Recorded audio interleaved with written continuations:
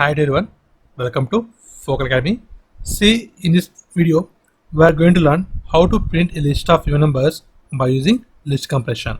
So here certain data is given. It consists of even numbers and odd numbers. So identify the even numbers and then convert into a list. How can we do this? So first of all, create one empty list. So name as even. So in that empty list, I am going to write for loop for I in data. Now apply condition. So for even numbers, the condition is if remainder equal to 0. If I percent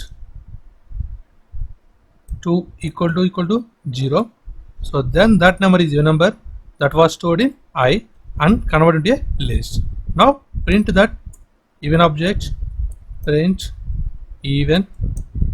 Now run the code. So these are even numbers, list of even numbers, and this is the process of writing program code. And thanks for watching. Please subscribe, like, share. Thanks.